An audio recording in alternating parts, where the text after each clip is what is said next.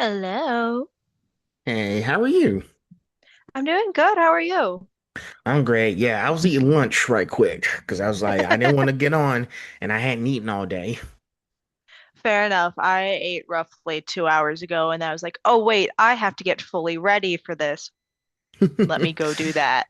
I saw your Instagram story. I was like, okay, she getting ready. Yeah, no, I saw it was about to turn 11. I was like, oh my God, I haven't even done eyeliner or brows yet.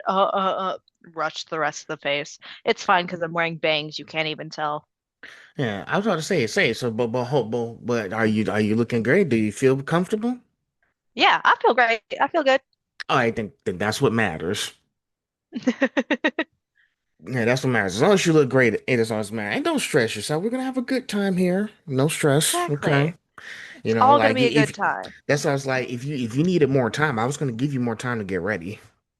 Nah, I did color guard for so long. I can get like everything ready in 30 minutes. Okay. All right. Well, just making sure you good. So, well, if the small talk is over, I think we can go ahead and get this afternoon started. Okay. Let's go for it. So, greetings, everybody. This is Phil. I'm host of the Conversation Podcast, and season three continues today. So, I'm here with a special guest. Introduce yourself. Who is Bethany the Bard I'm speaking to? Hello, I am Bethany the Bard. I am a up and coming new Austin drag queen and a great entertainer. There you go. I've seen a lot of shows you've been at, so you're doing a great job out there. Thank you, thank you. Thank you. I think I've seen a lot of shows y'all been going to, and I was like, okay, she doing her thing there. Yep, I'm trying to stay booked and busy. Yes, I mean, yes, that's the important part. As long staying busy is an important thing. So every day I just want a chance to work. Exactly. And So that's genuinely one of the most important things. It's like the more you put yourself out there on open stages, the more you get booked. So eh, exactly, and more opportunities will come your way. So now before we get into it, we're gonna start with a little bit of an icebreaker. Now, I've been asking this question a lot other times with a lot of people. What's one Mhm. place that you really want to travel to, but you haven't had a chance to get there yet? Ooh. I would probably say Italy. Okay, okay. Italy's not bad. Says I do want to go to Italy. I also want to check out Barcelona. Yes, oh my God. Or like Hmm. Greece in general, just anywhere away from America would be a great place to travel to. Yeah. Well, I'm trying to get to Japan, so there's that. And it would be so pretty during like winter season too. Yes. So I'm trying to get there too, but Yep, the money, right? yeah. Yep. So it'll Everything's take about money these days. it'll take me some time to get there, but I'll make it work. We'll make it work. We'll make it work. Always do. Hmm. Well, now that the ice is broken, I guess we can get into the main event. So I'm sorry for sending you the questions so soon last night, but I was busy watching Daredevil Born Again last night. No, you're fine. I was out drinking last night and I saw it. I was like, all right, I know I'm heavily intoxicated right now, but I will sit here and I will read all these questions to prepare Uh, myself. well, a good thing you didn't do too much last night, did you? And nope, not too much. Still kicking. Did you have a friend with you to keep an eye, right? Oh yeah. Me and two of my friends were watching a movie. I don't remember what movie. We were watching a movie though.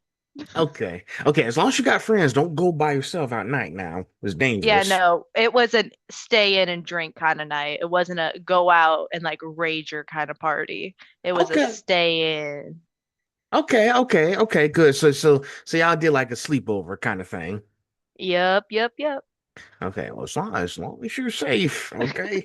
So, so let's go ahead and get into section one, the Hmm. person behind the bard. Now, before we get into everything you create, where did Bethany the Bard come from? What does the name and the persona behind it represent to you?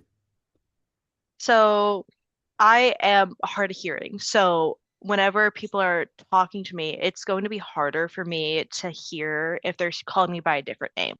So I was stuck with using my legal first name as part of my drag name. So that way it's easy, just like, hey, Bethany, even if they don't add the Bard, I'm still going to be able to respond to it's Bethany, right? Hmm. And then the bard, it came from the D&D like terminology for bard, where they are poets. They love to read, they love to write, they love to dance, they love to entertain. Those are things that I've always personally loved. So just adding that on, and also B and B kind of works. So it just kind of rolled off the tongue one day, and I was like, you know what? That's it. And plus, every time I play D&D, I'm always a bard. So it just kind of went. So it makes sense. So you do play on like Dungeons and Dragons and all that stuff. You're into Yes, like the mythical stuff. it's been years since I've done an actual D&D campaign, but I would love to get another one started here in Austin with a bunch of drag queens. I think that'd be fun. That would be interesting. And don't forget, you got your best friend Victoria to help. Yes, we were recently playing Boulder's Gate at hers, and it was like that's gonna be so much fun. I was getting her to start the Dark Urge run, if you know what that is at all. Mm. She was freaked out within the first 5 seconds of it. Really? Yes, she's like, but I like being the goody two shoes. I don't like doing all this dark stuff. And I was like, girl, don't worry, I'm here. I can do this. Okay, okay, okay. Yeah, because I kind of figured that you guys do hang out a lot since y'all go to a lot of Oh drag yeah. shows together. So, in Baldur's Gate, is that's a card game too, right? Or is it some kind of It is mostly online. They do have like where you can bring like Astarion is like the most recent one where they had a whole book where you can bring him into your like D&D campaign. But it is mostly like a video game like on PC, Xbox, PlayStation. Okay, okay, yeah. I kind of feel because I know y'all don't have a lot of consoles in your own houses. I know wait, Victoria didn't tell me if she had any consoles. I don't think I She asked that does. question. She has I think she has a PlayStation. I have PC, PlayStation, and Xbox and Nintendo Switch. So Which one, it the second or the first? I think I just have the regular one because it's technically my roommate's. So it's not technically mine, but Yeah. ooh, Yeah, I ooh, got the look at Switch. her. Yeah, I got the Switch too. I traded thing is I traded in the Switch 2 with the old Nintendo Switch I used to have. So this is my Mm. replacement. Thing is, the thing is, all my data from the Nintendo Switch was lost. So I had to go back and play Oh, all the games. I think that would break my little heart. I have over 1,000 hours in Baldur's Gate. That would break my heart if I lost all my hours. Well, Oh, hey, well, make sure you have like a memory card that can store all the information. I think I inserted my memory card in here. I'll check later, but it should be in here safe. But yes, make sure you have a memory card. You're gonna lose all your data. But yeah, I got this oh, last year, so much fun. I have heard such good things about like the version 2. version 2. Has it been better than the original Switch? Yeah, it's been better, but it has some flaws in it. Like the battery drains a little bit faster now if you take it Hmm. off. But I say it's worth it. To get a new system. It's But worth it to get a new system, right? so I had to. But yeah, I do have the Xbox here too. But now they're getting ready to drop the PlayStation 6. Oh, But that's not until like 2028. so you still got 2 years to save up for it. It's probably gonna be like $1,000 or something. Good luck with that. I'm a Good I'm luck a, with I'm that. a I'm an Xbox person, but yeah, I I've am been too. but that's why I barely been doing the PlayStation because I'm still upset that they put Wolverine on there because I was like, wait, why y'all got Wolverine? He ain't owned by Sony. I let y'all get away with Spider-Man, but why Wolverine? Now Wolverine. Oh well, They're just haters. that and Insomniac is owned by Sony. So, Yeah. but well, we'll see how the game goes. But so it's nice that you got the Bard from a video game, got from a card Yes. game. That works. And I was like, I can see that. I can see her doing D&D. Yo, I grew up with a bunch of male adjacent siblings, so video games, card games, all of that was very much in my wheelhouse growing up. Okay. Well, shoot. I like the Bard, so don't lose it, okay? Don't change it. Don't plan on it anytime soon, but you never know what the future holds. You never know. Oh boy, don't say that. But yeah, okay. Next, now when you look at who you were before, you start putting yourself and your creativity online versus who you are today. What's the biggest way you've changed? I will say whenever I first started, I was a lot more nervous of like what people would think about me, what the views were going to be, what the like counts were going to be.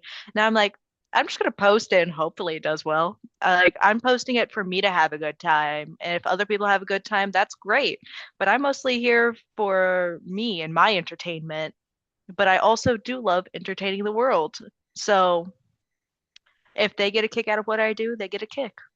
Mm, I think it all dials down to if you enjoyed it, right? Yeah. And I will say this, Bethany. Well, can I ask you a question? Yeah, absolutely. Have you been ever critiqued about your work before in the performance or I no? performance wise, yes, a lot of like the older queens love to give help. And then my online stuff, I haven't really been critiqued much about that. Okay. But honestly, I am my biggest critique. I notice every little flaw in everything. So like I can see when someone's like coming in like I want to be helpful when critiquing you versus uh I actually don't really like you and I'm doing this more to like hate on you than to actually help you get better. Let me put you down and uh it's just like finding the difference between the two. And I have gotten critiqued that I don't wear lashes when I perform and that I don't wear fake nails. And it's like, well, I'm already autistic having to deal with a fake wig and a face full of makeup and loud noises and flashing lights. I think y'all can deal with the fact I don't wear lashes and nails. Right. Okay. And Yeah, plus, because oh, with go all ahead. the tricks I'm doing, be more entertained by that than the fact I'm not wearing lashes. Yeah. I was saying when I was seeing some of your stuff, I was like, wait, she not wearing lashes or anything? And I was like, well, she looks good with or without them, so I like it. So it doesn't I matter was what like, it is. for my first couple of performances, I wore them, but it was like I got so overstimulated one performance. And it was the last performance I wore like lashes fully. I took them off mid-performance and tipped them to someone. Like I was done wearing them. Like I feel like people need to be more understanding of like people with higher levels of autism when they're doing drag. Because like wearing this fake wig is a sensory issue sometimes too.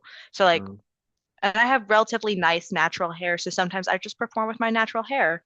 Uh, I think my last performance Monday nights, which both me and Victoria did themes of the strip down in San Antonio. Uh, both of us just did our natural hair, and we're like, work. mm, We don't have to wear wigs. We look great. We're gonna put on a great performance with or without a wig.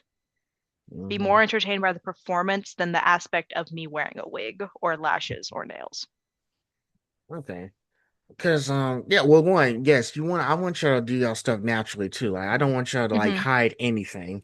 Because well, let me say this. Sometimes, well, let me ask you another question. Hmm. Do you feel insecure and you don't feel confident in your hair at all? Is that what it Uh, is?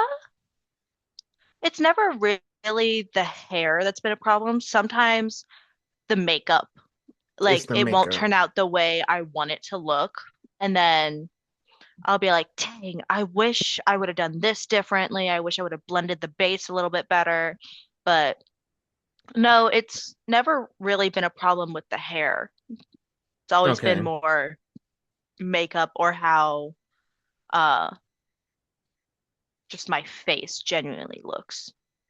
Right, because people going and see like all the like, because I think people are mostly there for the creative arts, you know. And listen, Yeah, I think let me say this, and I think there's a lot of people out there who do appreciate the hard work you do, whether yeah, it's not makeup. Like if they be like if I was one of those people like, hey, she didn't have time to put makeup on, I was like, that's fine, let's just enjoy the show the way it is.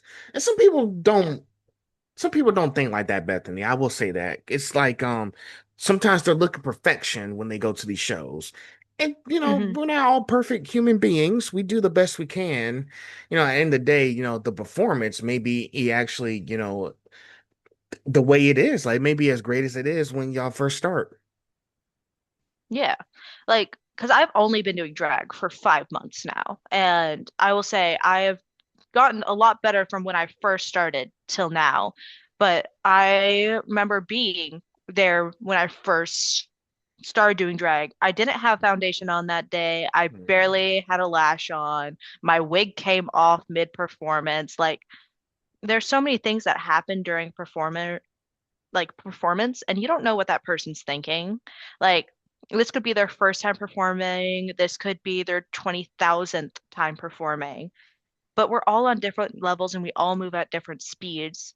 All drag is valid, whether it Mhm. is new, old, somewhere in between. Mhm. And you guys are still coming up with creative ideas every day. So it's a lot of hard work. Exactly. So it may seem easy, like from a viewer's perspective, it may seem easy to us, but it really isn't because y'all Yeah. constantly have to keep coming up with ideas. Like shoot, like me, I'm trying to find people to talk to. I see like emails and DMs every day. It's not easy because I barely get Not responses. easy. Within like Yeah. I barely get responses every 10 seconds now. So I gotta be Ugh, patient. I gotta be patient. exactly. And that's like, I'm trying to be patient with like making sure I'm getting booked and making sure that like everything that I put out there is true to who I am versus like letting emotion take over and like maybe saying something I didn't truly mean. And like that's one of the easiest ways to like for me not to get booked is someone not agreeing with something I said. But I'd rather say something I truly mean and not get booked than, not say something I mean and get booked because of it. Right. Exactly. So the best thing to do is just, you know, just keep doing the work. That's all we can do. Exactly. This was going to be a two-part question because we're going to like piggyback off of Ooh. like, you know, you being yourself and everything that you're doing. Hmm. Now your page has a very bold, unapologetic personality. Now, was that confidence something you've always had, or was it something you had to grow into? And part two, what's something about Bethany that people might completely miss if they only know you through what they see on Instagram? So I have always been a very fake it till you make it kind of person. I grew up in a big household of 9 kids. So like I have a lot of siblings, a lot of people. And, siblings love to do things where they constantly bring you down. And one of my favorite things was performing. And I was never really all that confident in performing, but I loved it. So with me loving doing all that, the confidence kind of grew from all those years of doing dance, choir, orchestra, whatever it was. And it just kind of spiraled into, all right, I was faking being confident, and now I'm actually truly confident about what I do. I remember whenever I first started doing drag, I was so unconfident. Like it was my first time performing in like 2 years. I had taken 2 years off of like performing anything at all. And I was like, all right, this is gonna be my first time back on stage in 2 years. Like I know the adrenaline's gonna be a lot. Like, and did it come out the way I wanted to? No. But I also knew that was my first time performing in 2 years. So now that I've kind of gotten the ball rolling again, I was like, all right, my first couple shows, I was faking being confident about it, but now I am truly confident about everything that I put on stage for the most part. Sometimes I'm like, ooh, I'm not too confident about doing this dance move. Maybe I'll switch it up, do something different, but it's all about like finding that like sweet balance point of like, hey, I'm kind of uncomfortable, but I'm confident at the same time. Like, and being uncomfortable is how you grow in like the dance community. Like, yeah, you're gonna be uncomfortable doing the dance move the first couple of times, but then once you get into the groove of it, you truly start, you know, building that confidence in that move. Now, my brain's completely blanking on the part two of the question. All right, hold on. What's something about Bethany that people might completely miss if they only know you through what they see through Instagram? Uh, a lot of people forget that, like, while yes, I am a very sexy performer, that the bard does more than just, sell sex. Because sex does sell, but I also do highly emotional poetry. I've been working on poetry books for now almost 2.5 years, and that it's not released yet or any information about it yet, but y'all are getting a secret that I am working on books. And I do a lot of drawing. I do a lot of artistic stuff that I don't always post about. Like I have books upon books upon books that I read. My goal count for this year was do 100 books, and I am a little over halfway, which is good because we're a little over halfway through the year, which is crazy to think about. Uh, Another thing people might completely miss is the fact that all the hardships, someone gets growing up the way I did, they might not see that. They might just see the really confident performer.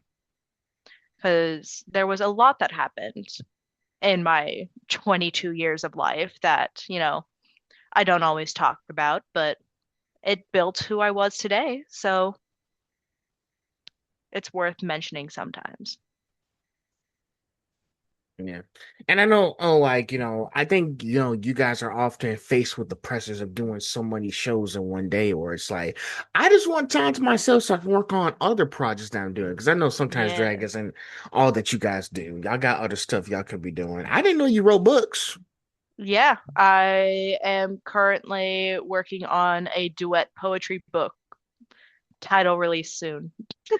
Well, sure, I'm looking forward to that. But yeah, the more I see, I was like, okay, so I also sometimes think if they're doing these poetry books, maybe they're putting the poetry in their drag show as well. Maybe the poetry is helping them with that as well. Or I Yes, don't know. performing is always a good way to release emotions. So, like, I know whenever I'm truly feeling emotions, I will pick a song for maybe that night that shows a little bit more of those heavier emotions. Like, for example, my birthday show for Bizarre Bazaar in June, it was really emotional for me because it was the first birthday that, like, I hadn't thought of, you know, leaving this earth. So it was Yeah. heavily emotional for me. So I made my birthday performance really emotional and then did a whole speech about it and like told everyone like that I'm so glad that I'm here. Y'all changed my life. Like it was genuinely such an emotional performance. There was so many people in the crowd crying. I was crying at one point in my own performance. I was like, everyone's getting this emotional release, and it's like a beautiful thing because it's like we're all still here and we're all still together, and that's what matters. Well, that really is an amazing thing. And I hope you someone gave you a hug afterwards. Oh, there was many group hugs. There was many a group hug after that performance. Yeah. I think it's a nice thing that you're doing the poetry stuff and writing these books. Because I know sometimes when you do the drag performance, I was like, I might want to write a book about why I do what I do and how I come up with all these ideas. I'm just, just throwing that out there for you. Like, if you ever come up with that sort of thing, I would love to read about it if I can ever get a copy. I'll make sure to send one your way if I do rent that. Okay, okay. Sweet. So now that we're done with that, let's go on to the next part, which is creativity, art, and performance. Hmm. So now your content moves between performance, art, fashion, humor, and personal expression. Now, do you see all these as separate interests or are they different pieces of one creative identity?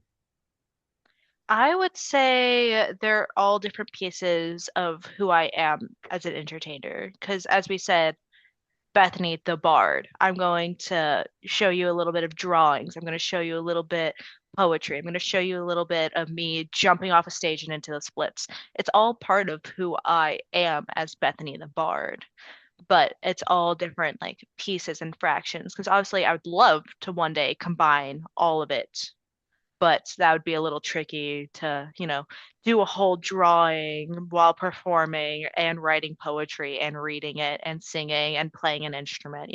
It'd be all very difficult to do in one 5-minute performance? Hmm. Yeah, because I know and Victoria told me about this, Hmm. depending on what you're going through, if you're going like some kind of like if you're she told me like when she dresses up, if she's feeling angry, she'll put on like a red dress and like hot rod stuff and like with fire and everything.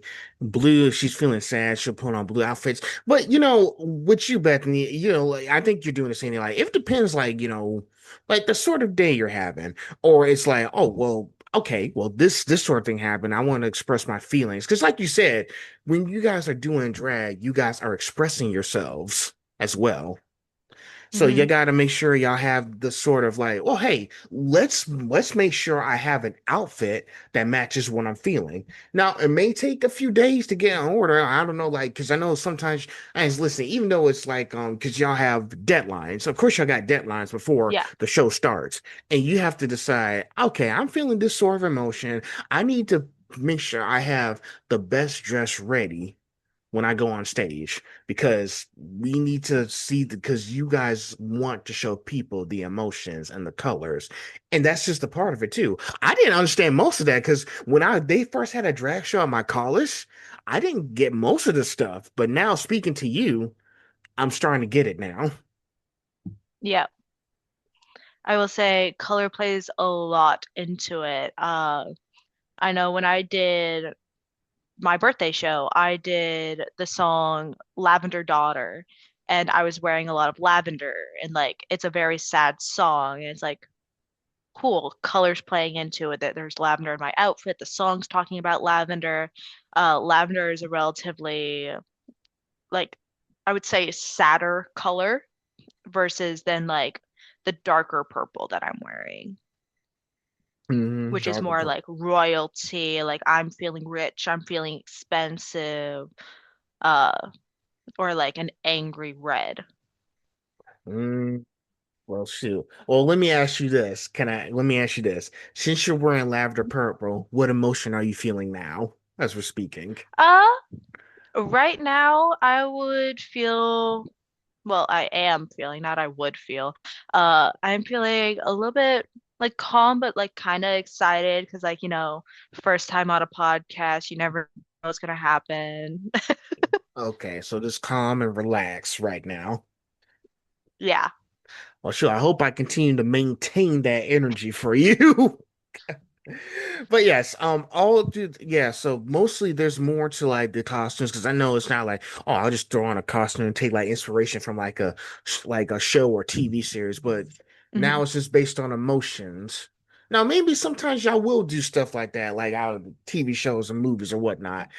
Yeah. But I think y'all style is sticking to emotions and the type of day that you're having right now. Oh yeah.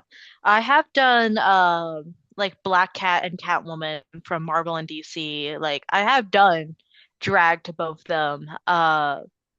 But it doesn't seem to go over very well unless you have a crowd that like exactly knows who you are. Mm. A lot of people, whenever I did my Black Cat little number, they came up to me multiple times. I was like, I don't know who you are, but that was cool. I don't know what character you are, but that was great. You were entertaining. And I was like, guys, Thanks for saying I'm entertaining. Well, well, it seems to be working. Like, little if they don't know, you just got to keep educating them on who this character is. I know it's a lot to take Yeah. in, but other thing I wanted to also point out, sometimes y'all might have very comedic moments as well when y'all performing as well. I don't know if sometimes if y'all would like to dress up red and black and put white face paint on as a clown, like Harley Quinn, for example, and maybe Yeah. do something. I don't know. I don't think I've seen any of those, but it may come later. You might do Joker and just do purple and green.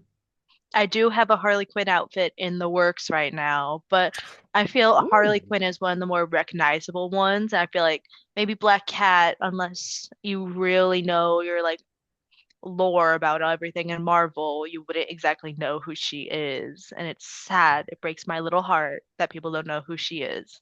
I'm trying to think. Are you just gonna wear like a full body suit at like the clown, or is it just gonna be like something like the Arkham games where she's wearing red and black like skirt or something? I currently have like her classic red and white Bodysuit. tee. Yeah. The Okay. like little baseball tee. I have that one. I have a giant choker that says sugar. Uh, I know it's supposed to say pudding, but I like sugar. Uh, That works. and then it works. I have my giant like knee-high red go-go boots.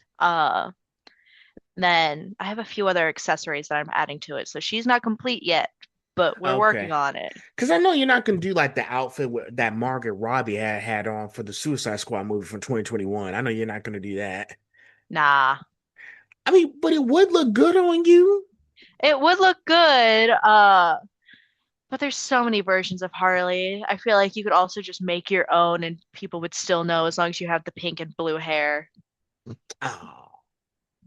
Oh, okay, fine.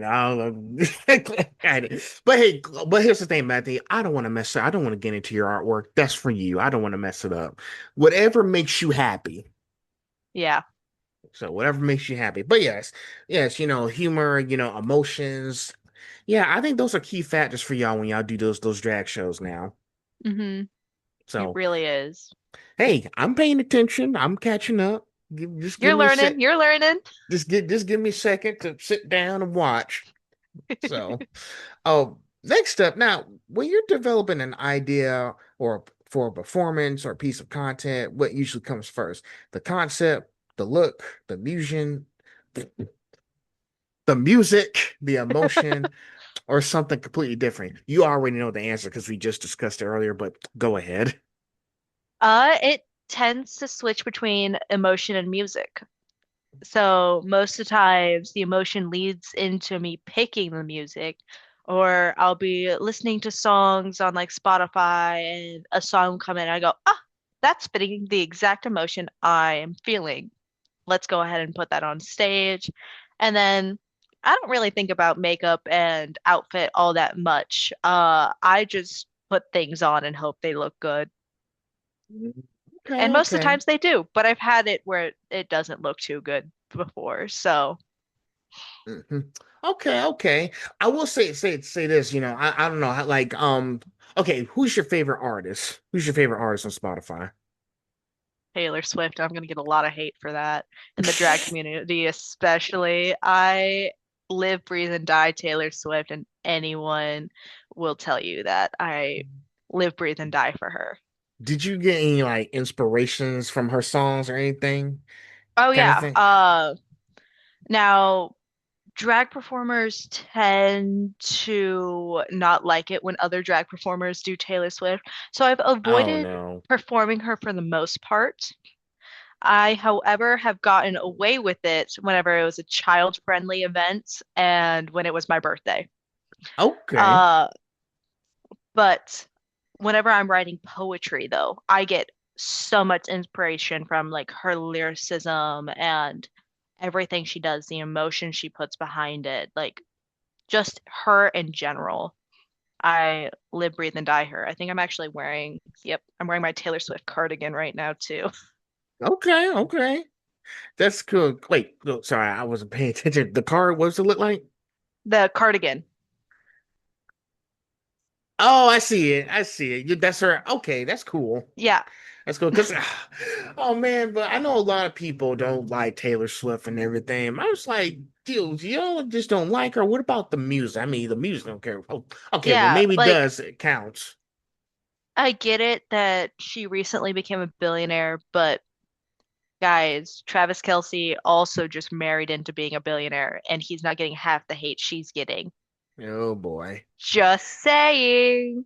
If we're gonna hate equally, hate equally. Because I know, and the reason why I'm asking why, because I know like Victoria's favorite artist is Lady Gaga.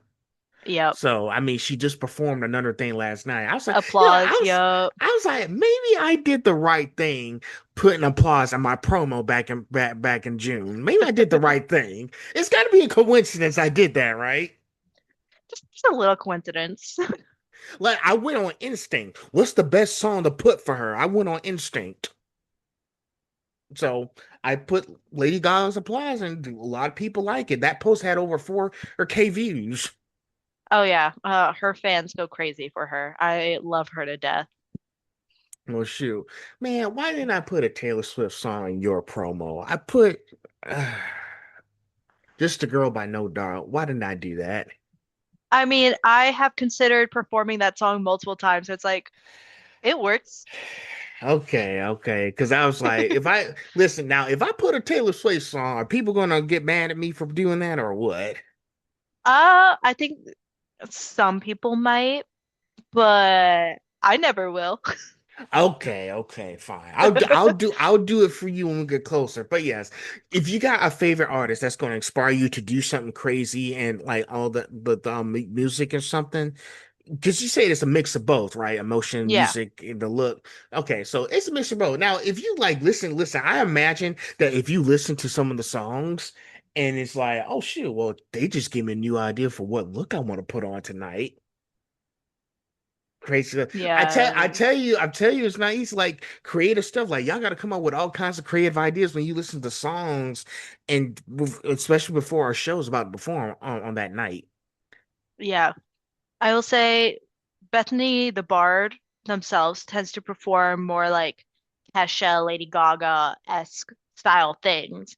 But in my head, I'm thinking more like Stevie Nicks, Noah Kahan. Like, I wish it was more appropriate to perform sad drag than it is. Because a lot of Okay. people, you have to be in the right mood to get sad.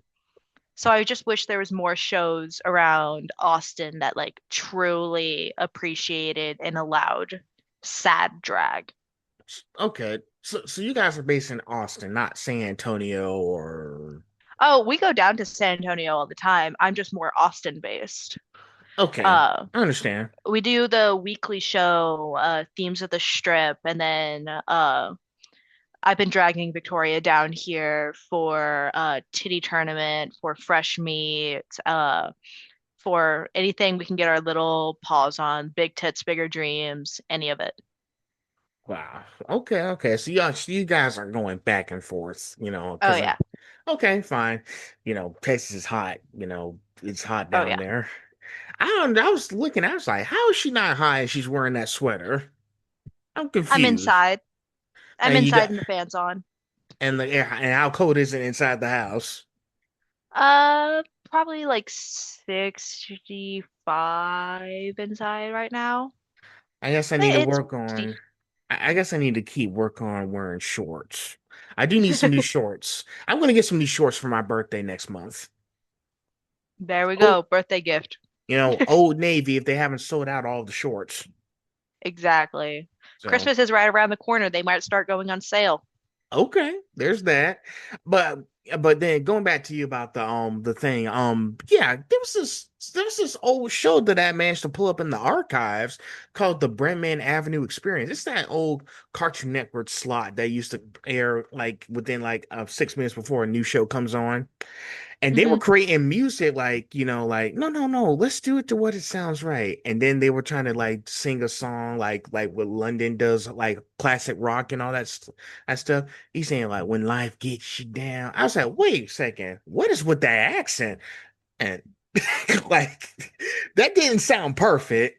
Earth. So they were saying like, well, okay, well, classic rock came from like London, the Yeah, Beatles, all that stuff. I think we should do something different that's like has like power chords and something people's never heard before.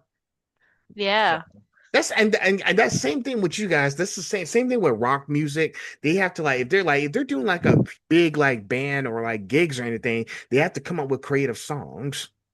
yeah, So that's why he was saying, like, let's do something different instead of like, let's get rid of that accent because it was like, ugh, that didn't sound perfect. Mm. I'll have to show you a clip later. yes, absolutely. So, but yeah, I like that. And I know that you've been seeing some of my posts on Instagram. I was thinking Hmm. if she's, I didn't know you were into animation like that because when I showed you that Yes. when I met Justin Briner, Clifford Chapman a month ago, I didn't. Yes, I am the biggest Bakugo fan since I first watched My Hero Academia back when I was in sixth grade. Oh, I love him. He is my all-time favorite character. I could go on and on and on. sixth grade. Wait. How old are you? I'm 22. Oh, I'm about I to be can't 20. tell. I'm about to be 26. Ooh, only a 4-year difference. Yes, it came. Yes. Yeah, I met them. I was like, huh, I wonder if she's a huge fan of Bakugo. Why doesn't she come up with an outfit that's close to Bakugo style? We're working on it. Oh, yes, she's doing it. I'm excited to There's see that. actually something I've been working on, like, Mhm. but All right, I'll be quiet. I was just curious because we're in because like in this section with the art, fashion, and humor, I was thinking, why does she not do any of the stuff from My Hero to create an outfit or something? You know? yes, I've been working on it slowly but surely. I'm working on a bunch of different things all at the same time. Like I have a like wig that I just finished styling and like I still need to finish the entire outfit for her. And then I performed one of the fan songs from Toga, The Red Means I Love You. I've performed that multiple times. Uh but I'm slowly working on it. Just I'm a perfectionist when it comes to my outfit, so I want it to be perfect when it goes on stage. Okay. Yeah, because because I know you did so many other like with Black Cat, and I was thinking, why doesn't she do any like anime style outfits? Well, it looks like you're already working on it. See, now you got me. Now you got me excited to see it when you start doing it. Shoot, Yes. I still can't believe after 10 years that I met those guys. Like I'm told them I'm apologize I couldn't meet you out those 10 years. I was in school trying to get my degrees, and Justin Briner told me, "Stay in school, man. Stay in school. It's okay." Stay in school. hmm So now I'm doing something like this. I graduated with a bachelor's in digital media production and journalism. So Is so I have thought about going back to college multiple times. It just school was never really my thing. I was only ever really there to perform. I only ever kept my grades up so that way I had like that I was allowed to perform. Because if you had, failing grades, you weren't allowed to perform. So I always had to oh make sure I had my grades up so I could stay performing. Uh, but now I can perform without having good grades. So my brain's like, there's so many things happening because like I work a full-time job on top of doing drag and then, all the projects that I'm working on. It's like, do I really have time to do college right now? well, Bethany, I think you get to it to when you can. I think as far as the drag, you might you'll get to that part where you may drag a full-time thing. Yeah. Shoot, you got supporters. Victoria's helping you out too. So Hmm. there's that. It's good to have friends in high places. So it's working out. But yeah, but back to the question. uh, yes. So art, the humor, the music, Taylor Swift, Bakugo, it's all coming together now. Yep, yep. Slowly but surely, everything's coming together. We'll have a Bakugo Taylor Swift show coming your way soon. I can't wait to see. I can't wait to see that, Bethany. You got me excited now. So, Someone put on Reputation by Taylor Swift, and I'll walk out in Bakugo outfit. Let's do it. Okay, okay. You'll have the mask. Well, actually, you know what? I wouldn't be surprised when it happens because you've seen his look throughout the series. Oh yes. So Oh he's, yes. and I like that, to be honest, between him and that other suit, like the earlier suit that he had on, like, it was like sleeves right here, but in the last few seasons, he had on his winter outfit because he Oh yes. said, I'm a big fan of the winter outfit. Yep. Really, you a big fan of the winter outfit? I love the winter outfit. I think it looks great. Obviously the short sleeves are amazing too, but I think the winter outfit just complements because it's so dark compared to like his lighter hair and like red eyes. The like black really makes it pop. And I'm he's got that like the neck, I don't know what it's called, like turtleneck, nope, whatever it is, but it's the like it's right. scarf-esque thing. Yes. Yeah, I don't know if you might try that on, but you never know. we might, but since I tend to do more burlesque stuff, I feel like the winter outfit's gonna be harder to do that with. So we'll see. We'll see what I make. We'll Well, see. like you said, the more sweat he creates, the more explosions the bigger the explosions. And if he's wearing long sleeves in Texas, we all know he'll be making a big sweat. There you go. There you go. Well, shoot, hey, keep listening to those songs, keep watching those shows, and keep getting those ideas. I'm excited to see what you do. Sorry, I kind of geeked out about the stuff that you're taking, like the music. I kind of geeked out for a second, fashion wise. See, now Yay. I'm giving you fashion stuff to try out. So true. But I was about to say, no, I can't do that to her. This is her thing. I can't do that. But I'm guessing it's okay if she'll hear It's my always ideas. okay. Okay. I love it when people inspire other people. I think it's great. Okay. That works. Next up, now, when you're developing an idea for a performance or piece of content, what usually comes in? Wait, did I already ask that question? I'm on the wrong question. Let's try that again. There's a difference between simply wearing something or stepping on stage and actually commanding attention. What have you learned about creating that kind of presence?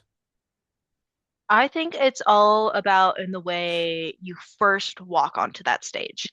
Because obviously you can wear an outfit and walk on stage, but if you're walking up there like, hey guys, like, oh, I'm so shy, versus like if you have your shoulders rolled back, you're walking up there, you're making eye contact with people in the audience, that's immediately going to grab their attention more than, oh, I'm just a shy little performer walking up here. Obviously, it takes time to learn that, like, hey, you can lock eyes with the audience. Like, they are here to watch you for your 4, 5, however long minute number. Like you are who they are going to be staring at. And yes, that's intimidating to think about. Like they are going to be staring at you for this entire time. Hmm. But that just means, hey, they're going to be staring at you. Put on a damn good show. Like they're here to watch you do exactly what you want to do. No one's going to force you to do anything other than what you want to do in those 4 or 5 minutes, unless you start, making a scene and then one of the show producers might shut you down. But Oh just Lord. saying, just walk out there with a little bit more confidence and it's already going to solve all your issues with just wearing an outfit versus having an outfit on and throwing a fit. Oh boy. And I know it's not easy standing on the stage and you got so many people looking at you because they're looking at the spicy stuff. They want to see it, And Yes, they love a trick queen. they do. They do like it stuff. But I think Bethany, you and the others have gotten to the point where it's like it really doesn't phase me as much. I just get on here and put on a show. Yeah. I'm just out here to make y'all look at me. I don't care if you're here for entertainment or not. You're just gonna look at me for 5 minutes and perceive me. And listen, as long as you're looking good and beautiful, that's all that matters. I go to these drag Exactly. shows and I was like, man, it's just a show. I mean, what else are they showing? Like what? Like a food fight or something? Hey, you never know with some of these newer drag queens. You never know. They might have a food fight happen mid-number. Oh They might sit boy. on a whole cake. Who knows? But why sit on cake? I wanted to eat the cake. Why is it in perfect condition? Listen, if it's their birthday show and they choose to sit on a cake, all rights to the birthday person, right? Ah, a piece of the cake. Okay, what if they bring another cake, one to eat and one to sit on? That would be good. But I was like, you know what? It's their birthday. Go sit on the cake. Go sit on the cake. You deserve it. Or they'll serve out small pieces and then they'll sit on the rest after they serve it. Ooh, that would be even special for a birthday gift. But Yeah. but Or yeah, they'll like serve the cake they sat on. There you go.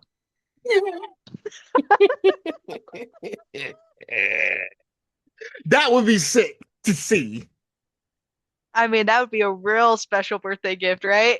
Yeah, because I was like, what eat the thing that she just said on. But yeah, how many, like, I don't know how long you'll usually have a drag show. I mean, like an hour at best. But yeah, like for the rest of the night, people are staring at y'all for an hour. They want to see all of y'all. And and like I said before, for newcomers, it's not an easy request to do. But for you guys who've been doing it for a while, I was like, man, I'm used to it. Yes, the heat of the spotlight gets some people sometimes, but the more you do it, the more you get used to it. So, hmm And plus, at the end of the day, it's just a show.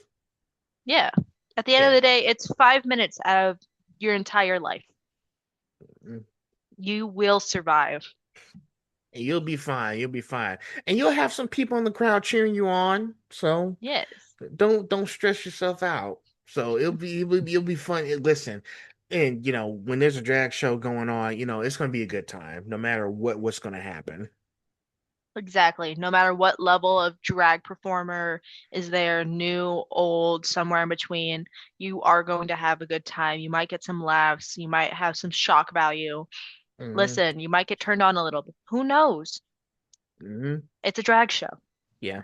And I know some of y'all do, and another thing too is, and when I say like command attention, you guys are craving the attention. We want the attention on us. That's the whole point of these shows. Yeah, we live for the applause, quite literally.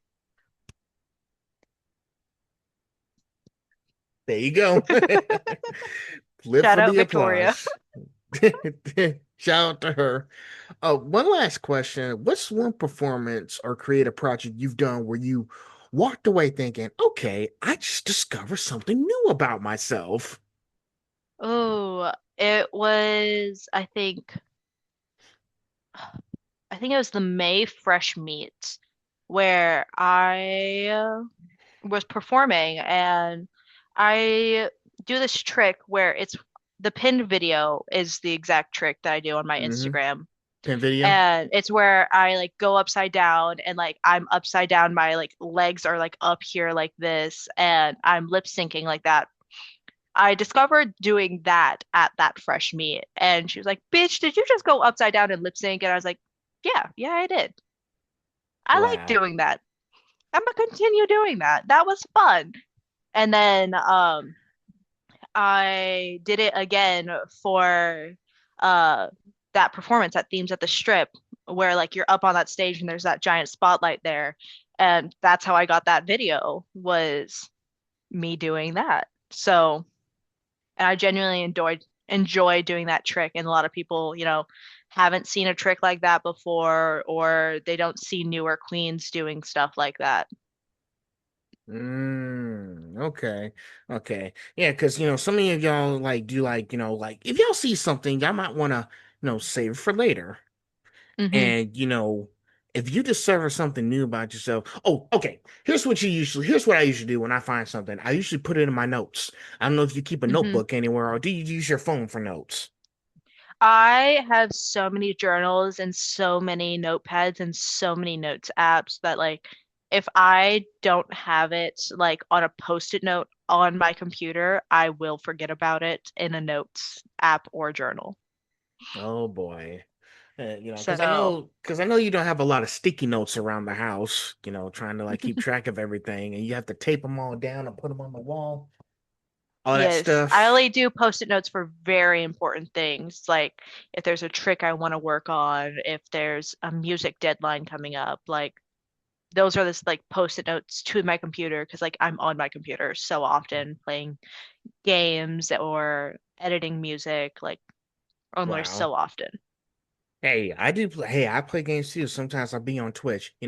Up to like last week, I just did like the beta testing for Gears of War E-Day. And I was trying to Ooh. record the videos and everything. The video, one of the videos is up on YouTube. I'm actually going to upload more videos today once we're finished. But Oh yeah. I have to like listen, and listen, some of you guys on Instagram are actually concerned about my well-being because I be up pulling those all-nighters at 2 o'clock in the morning, trying to upload videos and promos and everything. And Yes. one of them is based in Florida. Her name is Sammy Cosplays. She does a lot of cosplay and stuff. I think you've seen her on my page before. I think I Yes, have. Yeah.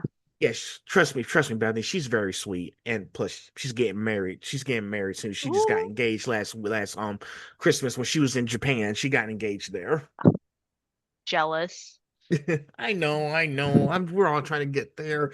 But yeah, she told me, well, make sure, well, here's the thing. She sent me a message checking on me saying, well, make sure you get some rest now. You know, and trust me, Bethany, you probably would tell me the same thing. Sometimes I'd be up at 2 o'clock in the morning working on stuff. Listen, sometimes these drag shows finish anywhere from midnight to 2 a.m. and I have to go clock in at my corporate job at 4 a.m. So I get it. I get a 2 hour power nap and I'm back in the basement, like chipping away. So I don't sleep much either. So Man. Yeah, I'm trying to do better with that, but I know you don't get any exceptions because you guys are doing shows until like 2 o'clock in the morning. And yeah, but here's the thing, but you know the old saying, right? Go out in the blaze of glory. burning the candle at both ends right now. Let's go. There you go.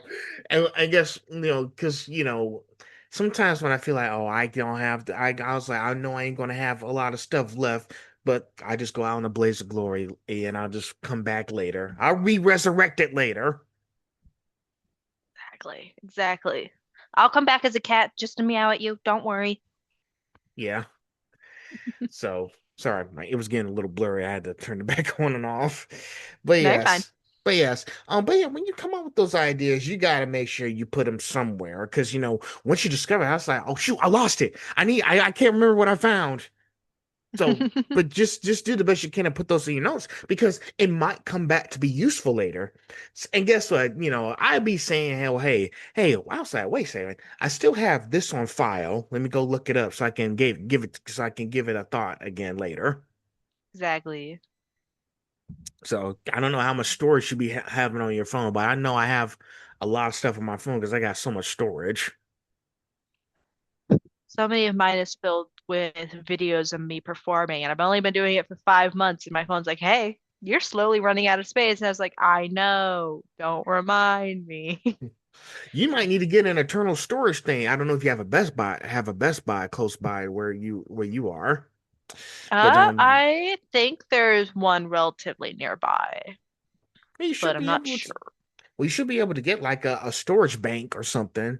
It may cost a Yeah. little bit, might cost a little bit of money, but it'd be worth it if you want to keep making those videos and stuff. Yeah, recently what I've been doing is transferring it over to my PC. But my PC is a very small old one that got gifted to me by one of my older brothers. So it's slowly also running out of space. It barely ran Baldur's Gate after the last update. Like, Well, you might need another computer. I mean, I got a MacBook. yeah, Here's the thing is, I'm using my gaming laptop to speak to you. My MacBook is only for like when I have to edit clips and do work or something. But sometimes when I record the stuff on my gaming laptop, I have to edit the stuff here. And if I want to do yes, clips, I'll just do them on my MacBook. So I got a lot of gadgets for me to use to keep track of everything that I do and make sure I don't lose anything. But yes, when you do like those performances and the creative projects, yeah, you gotta put it down somewhere, whatever it takes. exactly. So, but I think you handle it good so far, Bethany. So far, but we'll see how it works a year down from now. I understand. I understand. Well, we're out of that section now. Now we are in self-expression, pride, and identity. I am so sorry I didn't catch you back in June for Pride Month. It was It's just fine. I had limited time available, but I have plans to bring you back for next year's Pride Month. Maybe do like a thing with Victoria. Yes, a double little interview moment with both me and Victoria. Yes, That'd be it's gonna chaotic. it'll be fun. So, but you're here now. I'm here now, and that's what matters. So now you openly incorporate pride into your platform. Now, what Mhm. does having a space where you can express yourself freely mean to you personally? So, a lot of my life, I was told, "Oh no, you're not gay," and like shoved back into the closet. So, being able to just truly be who I am, being gender fluid, pansexual, like being a drag queen even like means the world to me. Like that people openly accept me for exactly who I am. Like now, am I perceived mostly as feminine? Yes, but that doesn't really offend me whenever I'm in drag. Because, drag queen, it's right there in the name. That's why we have drag things, we have drag kings, and everything in between. And there's just drag performers too or drag clowns. So, me being a drag queen and being perceived as feminine doesn't really bother me. And it doesn't really bother me much out of drag either, but it's still good that the people who know me know that, like, hey, we can use any and all pronouns to describe this person, and they're not really going to feel offended. But if there is a day where I'm like, hey, I'm not really feeling she, her, like, can you just call me he, him for now, or they, them? Like, the people in my life love and respect me enough to actually do that for me. Hmm. Versus, there's a lot of times back when I lived with my parents where they're like, no, you're just she, her. We'll never see you as anything else. Like, and I love the fact that the people in my life love me enough to do that now. Mhm. Yeah. And I've been saying this, because when I did the Pride Month special back in June, I was like, because I really wanted to understand more about you guys and be listen, I just want to let you know y'all have a safe space with me here.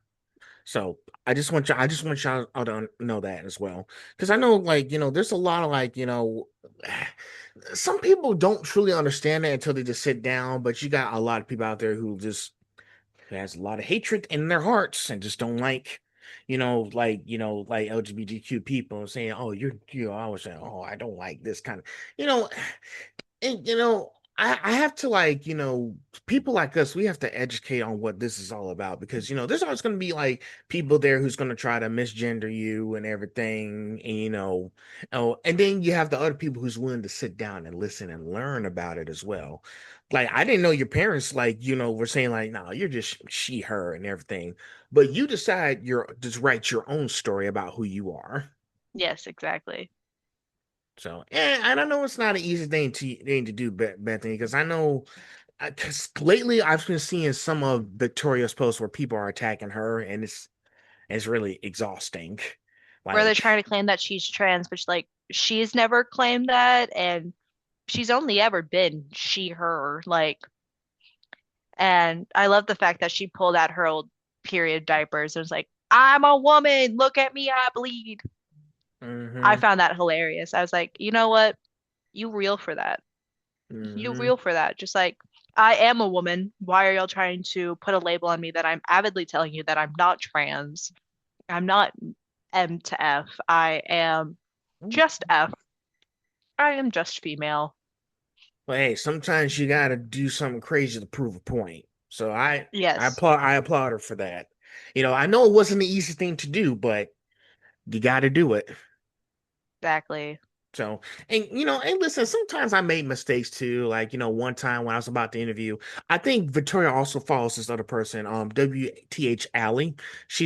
Hmm. It's a he's trans. I misgendered him once. I was like, I didn't ask him what his pronouns were. Damn it. And listen, that was my fault. I was taking accountability after I didn't ask what his pronouns were. So Yes. so that was my fault. So but it's like, no, don't do that to yourself. I knew you weren't trying. He told me, I knew you weren't trying to misgender me. So don't be upset about it. Yes, there's still some people where it's like they struggle with just asking. So it's the fact that you're taking accountability, like, hey, I forgot to ask. That's on me. That's one of the biggest things that like we look for, like, hey, we know you didn't mean it. Like, it's not that big of a deal. We know you didn't mean it. So that's what I'm saying. Like, shoot, that's what I'm saying. Listen, and and I'll say this to you, but listen, if I mess up, let me know so I can make the correction. You know, Yes. But yeah, you got a lot of people out there who won't do those kind of things. Like, if it affects them that much that y'all have to resort to like online harassment and cyberbullying, and Which is not this. cool. I went to school again for cybersecurity, and we did talk about cyberbullying in class too. Like, you got all these trolls online. Is like, hey, stop treating it like this is Facebook or whatnot. All right. There's some people who will come out there in the open and say that to, like, because I know in my hometown, I'm based in Savannah, Georgia. So Savannah, Georgia is Hmm. where I am. There's a lot of like LGBTQ people who like, and especially we have an LGBTQ tattoo shop. Yeah. So they work on like people, like, they have safe spaces in those things. I was like, yes, we need to have more safe spaces in these places. The tattoo shop, LGBTQ, all any type of like a different races can be safe in, because with a lot that's going on in this climate, we still have attacks on rights and Yes. everything, and it's something that needs to be curtailed. Yeah. A lot of Austin and like places I've seen around Austin have always been like, we're always going to be a safe space for anyone other than, people that aren't making it a safe space. Um, and it sucks that they like removed our rainbow crosswalks down on 4th Street. Uh, but they're working on building a monument at the end of the month to show like, hey, this is a safe space for anyone who identifies as any certain way other than a hater. So I'm excited to see that statue come up, and I'm excited to, see what else comes to Austin for safe spaces. Because I know, Uh, because I saw the article where they tore down mhm. that road or crosswalk or something. Yeah, our rainbow crosswalks, they repainted over it. And they did a terrible job. They did it at like I think 3 in the morning, so that way no one could come out there and protest. Didn't tell anyone, and but you like go out Cowards. there and like walk on that crosswalk, and it's so poorly done that you can still see the rainbow through it. These guys are So, cowards. Oh yeah, that's why I be seeing like when some guys, when they do like crazy stuff of in the daytime. And mhm. there was this black Jew, and guess what? You're gonna laugh at this. He said, "Hey, do that shit at night."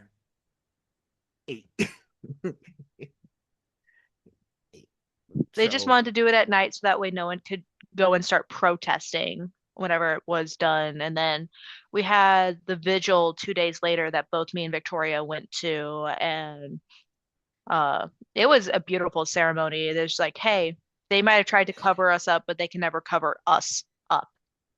Like, we're still going to be here. We're still going to be loud. We're still going to be proud because you cannot get rid of us. We're still here regardless if you want us here or not. and it's nice that you have a few creators. I know I'm not LGBTQ, but I have, Hmm. people like me, and there's other creators who are willing to bring y'all on to give y'all platforms to talk about these sort of things. Yes, absolutely. That's why when I did back in June, when I did like a special edition of my podcast, Pride Month special, because June is Pride Month, and I was thinking, and guess Yes. what? It was a big success. Like, I've got so many LGBTQ people on my podcast. I didn't think I could do it. You'd be surprised about how many of us there are. But don't worry, you made it just in time for Austin Pride Month because this month is Austin Pride Month. So There you go. You There had you me on go. for a Pride Month, might not be like June, but it's definitely Austin Pride Month right now. Okay, okay. Austin Pride Month. Yay. Yeah, cause thing is after that, I was like, well shoot, if another month like that comes up, I'm gonna do another special because I did something for Black History Month back in February. Yeah. I want to do that again because because I want to try to bring like different sort of celebratory months where different people backgrounds. And I did this Yeah. interview like the dress. I've also interviewed some LGBTQ voice actors as well. So I got a few Ooh. of them on here. Yeah. So, I got some nail artists, I managed to get another mermaid person. So, yes. So I'm trying to keep it diverse because I don't know what the next month is because I know I missed Asian Heritage Month. So that was like Yes. And Disability Pride Month was also, I think, July. I got to start mapping these things out so I can keep doing those specialty stuff, okay? Because after June, Yes. I was excited to do it again. Yeah. I think it's a great thing that like every month you like switch it up and like honor whatever like Heritage Month or History Month or like Pride Month. I think it's a great thing that you're like making sure that those people get seen every month. Yes. I'm trying my best here. Listen, I'm like 3 seasons in, so I'm trying to keep it going. Yes, absolutely. So, let's go on to the next question. Now, creative spaces can give people permission to experiment with sides of themselves they may not show anywhere else. Now, has performer or creating content given you that kind of freedom? I would say so, yes. Because back whenever I was in school, I performed for dance groups. I did color guard, and those were always choreographed. You didn't really get to create your own pieces. You didn't really get to express your own emotion. It was whatever emotion the teacher told you to feel for those. Hmm. But during that time, I found improv dance, and it's pretty much like theater improv, where like you're doing yes and, but instead it's dance and it's movement. Like, yes, I just did this, and now I'm going to go into a different move. Like, and it's all just how you flow. And whenever I started doing drag, it was very much a very similar feeling because it is just you on that stage and you get to express whatever you're feeling through whatever movement, through whatever song you pick. So it's very much up to you, and you get to decide the emotion you feel, how the audience feels, and how everyone genuinely collectively feels. Hmm. And I think that is a very powerful thing. And I have got to express, being truly mad. I got to express being sad and grateful at the same time, and, just joy in general. So, yes, I think drag has gotten to let me express a lot more emotion than just normal dance. Hmm. And I think that's the most important part because in everyday life, you really don't have a chance to express everything about yourself in the Yeah. daytime because there's a lot going on throughout the day. But at nighttime, when night falls, Hmm. everything you can go crazy out there. Yeah, absolutely. Because sometimes even express yourself out throughout the day because there's a lot of like crazy people out there. It can be dangerous. It can be dangerous, but when it's late at night and everybody's almost close to sleeping, there's no Hmm. restrictions. You can't put strings on me. Yes, exactly. Only the people that want to be out are out at night. Hmm. Hey, The people who don't want to be out are still in bed. Hey, exactly. And by the way, you can thank Ultron from the Avengers. You can't put strings on me. You But can't put strings on me. I mean, he's not wrong. He's not wrong. Mhm. So, but yeah, I just wish one thing I do wish is that, if we ever get to a place where we can be free to express who we are without no one coming up and telling us that you can't be doing this. Hmm. My wish is I hope that we can be free to express what we do to other people so they can sit down and understand and ask me questions that I'd be comfortable answering. Hmm. and we can just go on from there and just enjoy what we love doing. Yeah, exactly.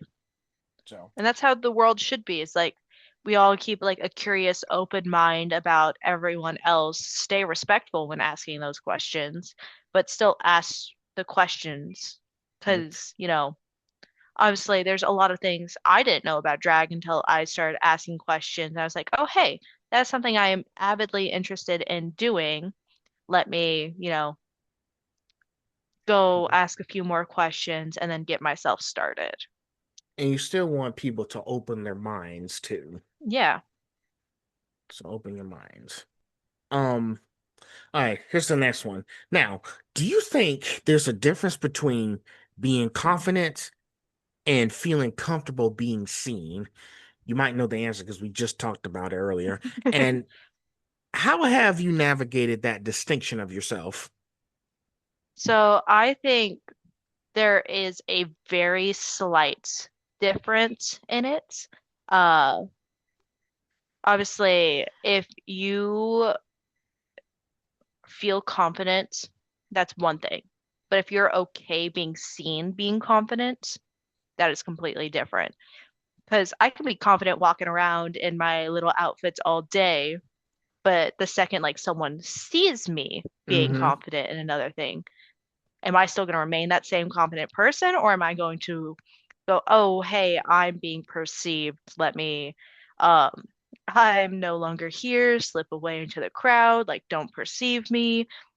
Or are you going to still be the same confident person no matter who's seeing you? Mm-hmm. Mm-hmm. Yeah, and it's really shot because let me tell you this, you really don't know what the other person is thinking when they see you. Yeah, I can't exactly. read your mind. I can't read your mind. And so, and you gotta be also be gotta be careful because like I said, there's a lot of weirdos out on the street. You don't know what they're Yeah. thinking.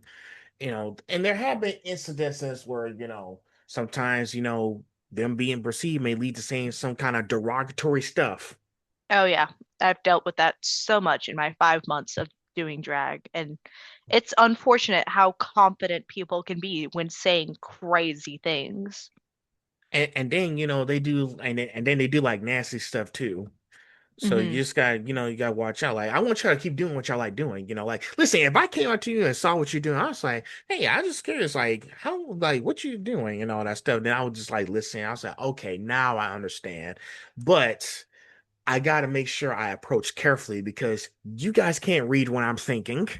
Yeah, You know, exactly. listen, I will say this, even though I'm one of the nice people out there, I still gotta Hmm. remain cordial. Like, because sometimes be like, oh yeah, that's right. She hasn't met me yet, so she can't tell what I'm thinking. Yeah. It's kind of like a constant thing. Like, you have to make sure you're being careful and understand what Hmm. this guy's gonna say, defend yourself, but also what the other person needs to do, and this goes back on me too.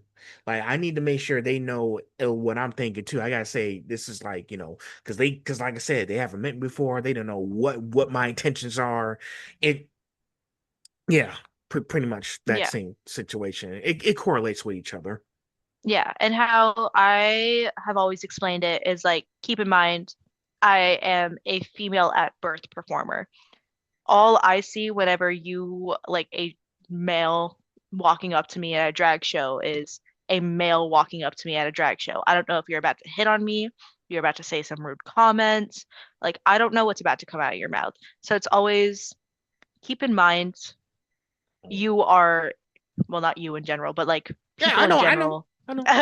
You Just say like you are a significantly taller stature than me, even if I am wearing my big old boots that put me at, I think, almost 5'10" because they're 6 inch heels.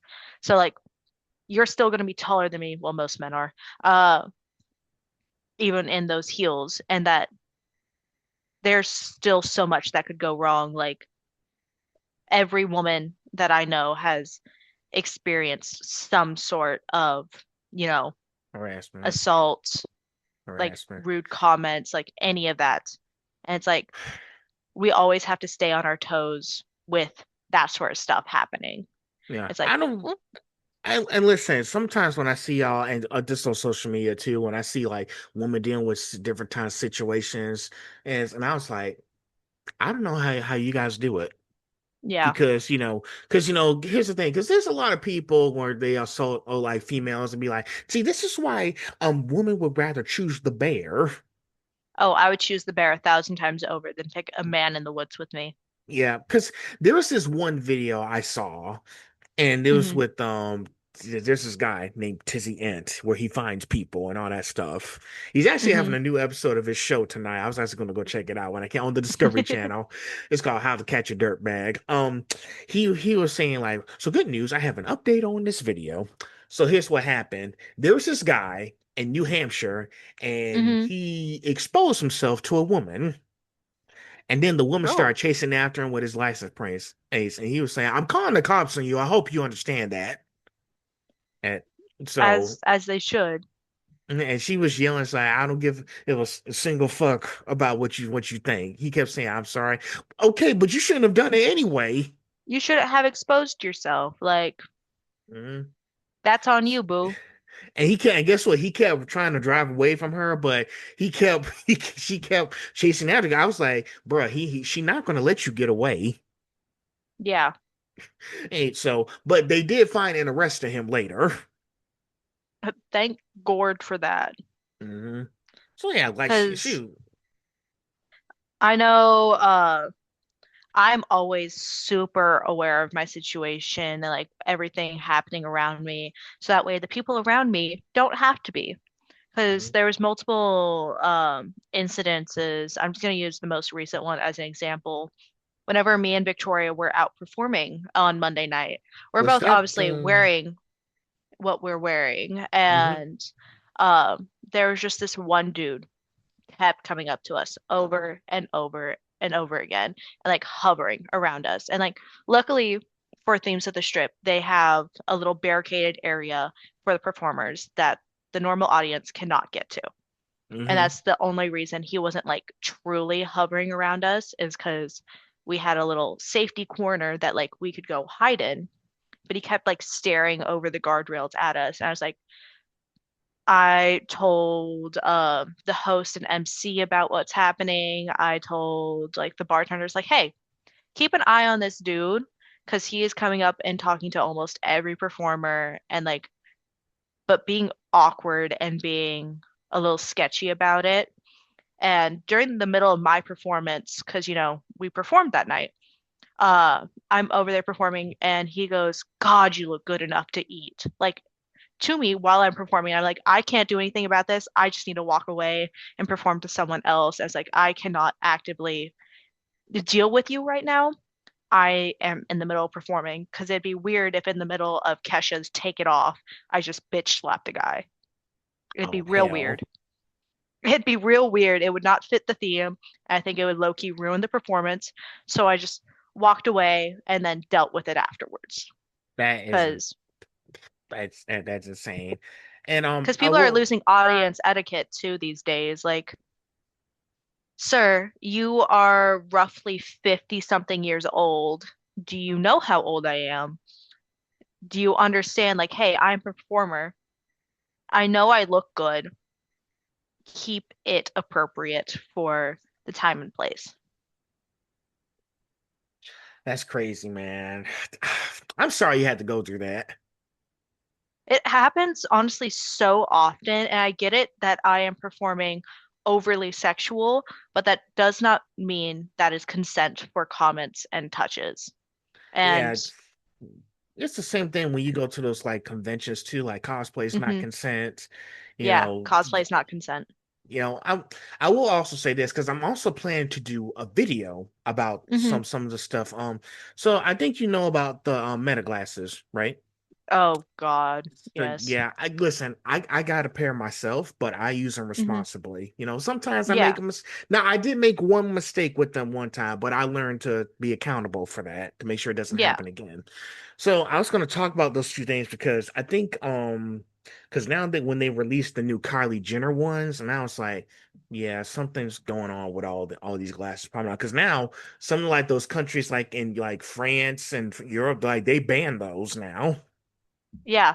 So One of the bars I frequent, Oil Cans, roughly, I think 2 weeks ago, put out a statement saying that no more meta glasses are allowed in our clubs. We are not allowing meta glasses in here at all. If you get caught with a pair of meta glasses in our club, you will be banned pretty much.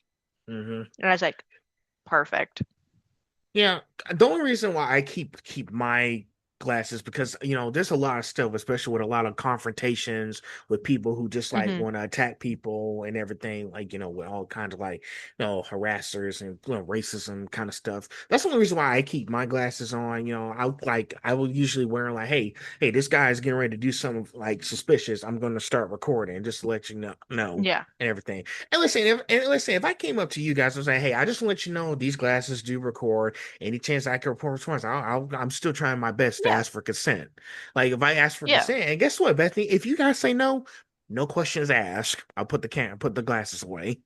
Exactly. But most of the times, if we are performing, that is one thing. But if you're trying to catch us like in the bathroom, if you're trying to catch us in the changing room, that's a Mhm. completely different story. And that's, I think, what the issue was with oil cans was they were having, because they have the not gendered bathroom. So it is just urinals and stalls in one room, both and any gender was allowed Mhm. in there. There's not women's bathroom, male bathroom. Nope, it's just bathroom. Mhm. And they were having issues with people like going in there with meta glasses and like that's a little weird, buddy. Yeah. And and I will also say this. One thing, the man glasses do look kind of cool, but here's the other thing I also point out when I was Hmm. doing my thing is I did my research yesterday before I came on and talked to you, about this. Because I was saying Hmm. like these glasses, they're good. Some people listen, people have opinions. Let me say this, Bethany. People have opinions. Okay, Everyone has we opinions. might not agree with everybody, but the other thing I also point out saying in the wrong hands, they can be dangerous. Oh yeah. In the right hands, whenever like because you were saying, hey, like, do I have y'all's consent to film? Most of the times, drag performers love seeing videos of themselves Okay. performing. I love watching videos of me. I love seeing any and all pictures and videos. Like, that's one thing if you're like watching us perform and like filming us perform to like post Yeah, online. that's But a it's different. another thing if you're like trying to peek under our skirts to see everything with the glasses. Then that's a different story. And that's a different story. And that's the right hand versus the wrong hands. There was actually this video I recorded that I was going to use in my video for later this week, where Hmm. this guy in London was recording this woman talking to her, and then he posted it on his social media without consent. So I was going to put that into my video as well. Because thing is, I want everybody to see the video that I'm going to post this week. I want y'all thoughts on it to see how I did breaking this Yeah. stuff down. Because listen, if I don't speak up about it, because listen, I have a pair myself. Listen, guess what? I haven't used those glasses in like 2 weeks in a while now. Because Yeah. I was like, I don't see the point in using them right now because I'm not going to any events. I mean, sometimes I'll use them when it's sunny outside. Trust me, it's bright out there. But I Hmm. haven't. Guess what? My battery's almost at 0% with those glasses, and I haven't charged them in 2 weeks. So, That's how I so feel. Like my tablet, I'm hardly ever on it. Currently sitting dead on the bookshelf next to me. Like I just don't reach for it. Like it's just there. I just let them sit there. I just use it when I feel like it, if I need them. But yes, I know using those type of like, those glasses and the other kind of recording equipment just to be safe and just like be if someone starts to bother you, you just but if you let people know and ask for consent for, I say sure, they'll let you, and if they say no, no. When I met the voice of Goku, Sean Shemo, hey, I was just saying those are Hmm. math glasses. But yes, but I told them, don't worry, these are off. I even spoke to the lady at the table when I was trying to get my stuff signed. These are off. Hmm. And so like they know I was like, hey, I appreciate you doing that. So he knew that I wasn't really trying to do anything funny. Because listen, the only way you can tell if it's recording is if the white light is on. Yeah. And so they concentrate real hard. But I was like, you know what? Hey, I saw the sign. Out of respect for that, no questions asked. The camera's off. Yeah. Mm. Exactly. So some people like there's a lot of people out there who don't do that though. Like they just want to just film because like you said, like here's the reason why they said this because I'm sorry if I'm taking this away from you, but this was an important time to add to this with the confident and comfortable being seen because of stuff like this too. If it correlates with this a little bit, if that it it does kind of. Yeah, Okay, just make sure. But yeah, because Japan put so many restrictions on him because he's the voice of Goku from Dragon Ball. So I was like, I really can't blame him because he's been doing the character for years. So like, I saw the sign saying, "Hey, career is not consent." So exactly. so I went ahead and just like, hey, the sign's right there. No questions asked. The glasses are off. Exactly. Because it's also like, as public figures, anything we say and do could be filmed at any point with those glasses. Like, we could slip up, say something, slip and fall, like, and it be posted everywhere. Like, honestly, and that's terrifying to think about. Like, anything we say and do could be Hmm. posted, could be edited, could be used and like modified by AI to make it seem like we said the wrong thing. Hmm. And as public figures, You it's gotta be hard to careful. walk around with confidence sometimes Hmm. with knowing anything can be turned into something else. I heard one of the conventions just banned like Rose City Comic Con. They just banned the meta glasses because they say if you have them on, they're gonna escort you out. So that's Yeah, that's what I was saying. Like like listen, if I was there, I would just leave my glasses in the car. I want to bring them in here. exactly. So that's what I'm saying. Like, it's good that you have people who, like, me who like to follow. Listen, I'm a rule follower. I don't like breaking the rules. Like, we got rules for a reason. Like I said, like, if they say they don't want them in here, no questions asked. I'll just leave them in the car. Or just Exactly. pack it up, just go somewhere else. So Or, because I think the meta glasses, while they could, like, they are a cool concept, just too many people are using them in the wrong way. yes. Like I said, Like, in the wrong hands, they can be dangerous. and there's too many wrong hands these days. Like, and it's unfortunate, really. Mm, yeah. Well, we just gotta make sure we keep an eye out for this stuff because there's a lot of weird Hmm. people who will do weird things. But yes, I'm going to be doing that video because I need to talk about it because there was another incident, and I feel like since I got the glasses, I need to speak Hmm. out about it now because Yeah, I just want. Look, here's the thing: I just want to make sure I have all the information first because there's going to be some people who are going to be like, "Hey, I don't like you defending these glasses or whatnot," but that's not what my goal. What it is now. If you want, yeah, now I just want to make sure that I got. Listen, when I talk about these things, I want to make sure I've done my research. So, exactly. Whenever just there's any issue brought up about anything, I like to make sure I A, do my own research, B, try to hear from many sides of the story as possible. If it's two-sided, if it is like eight-sided, like hear from as many of those people as I can about what happened or what is going on.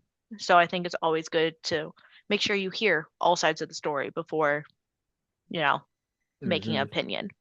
it exactly. So I'll probably do it either like this Friday because I don't know if I'll do it Wednesday because I got other plans today. Maybe if I got the energy, maybe I have the energy, because sometimes we like when I want to look for something else but I'm too tired, I'll be like I was like I don't know. I'm not going to exert the energy to go find out. Yeah, that's another day So it's activity. there you go.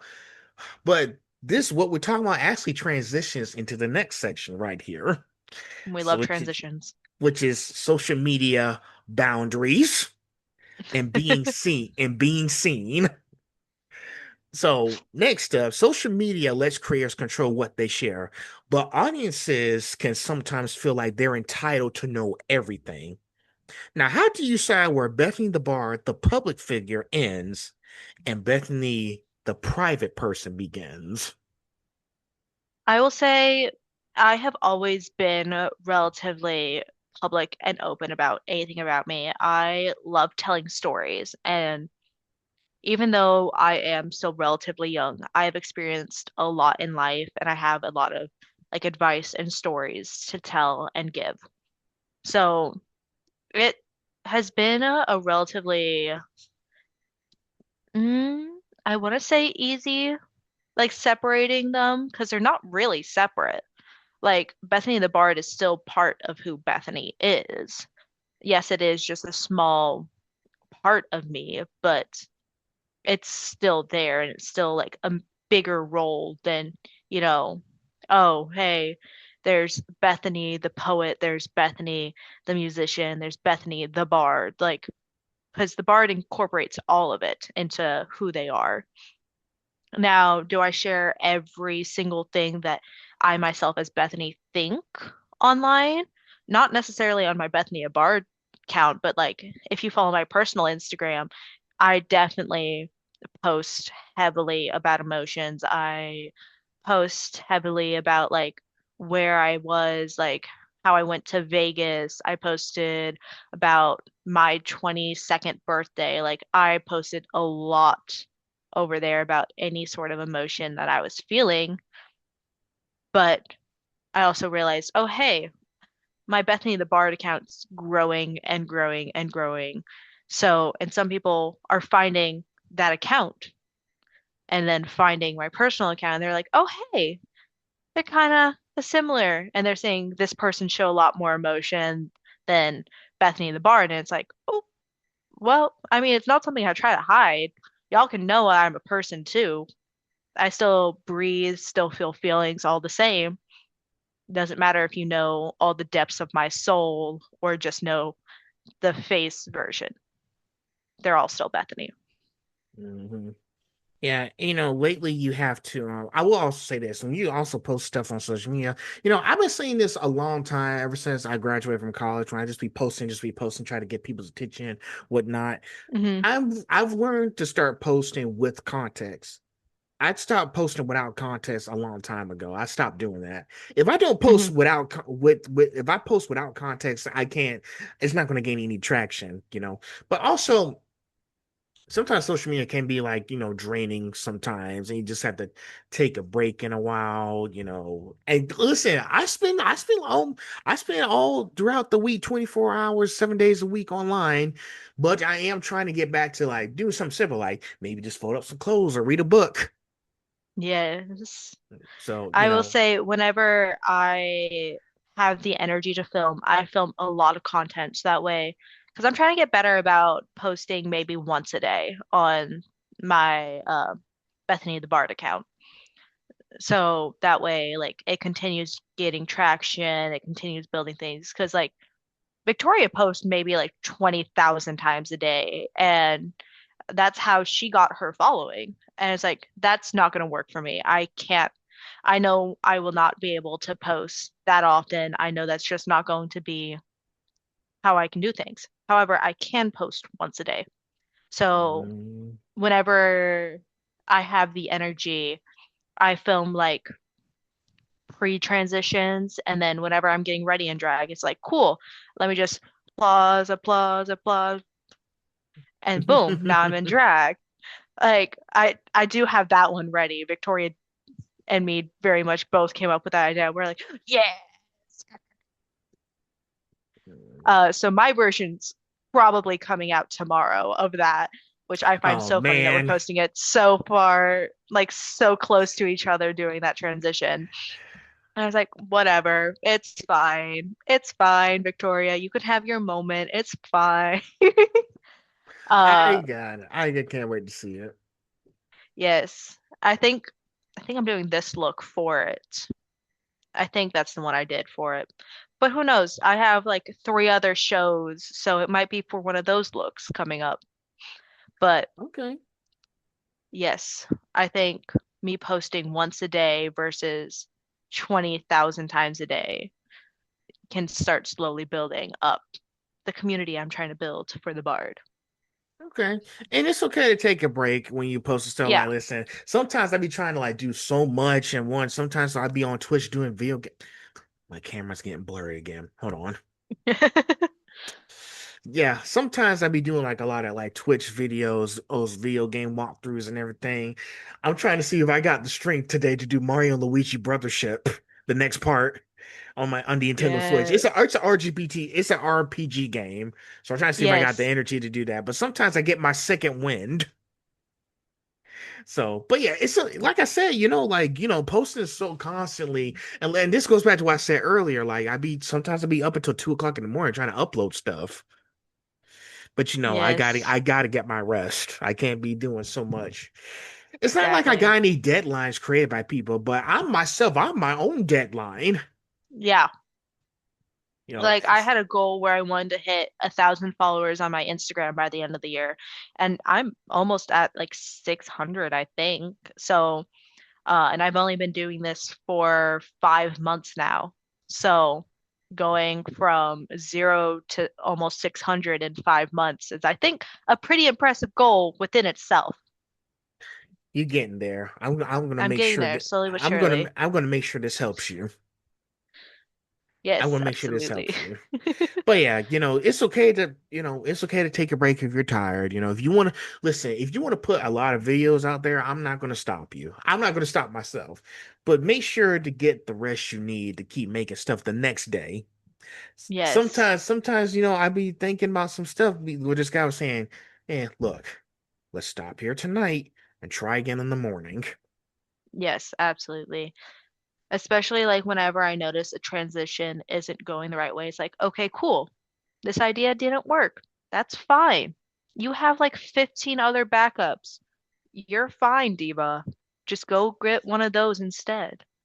hmm Exactly. So take your time. We're not going anywhere. It's all about quality over quantity.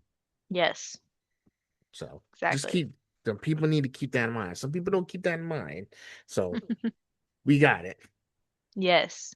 That's why I pre-record a lot of things whenever I have the energy to record, so that way on days that I don't feel it, I can just hit post and boom, Hey, I'm trying all to of a do that. sudden.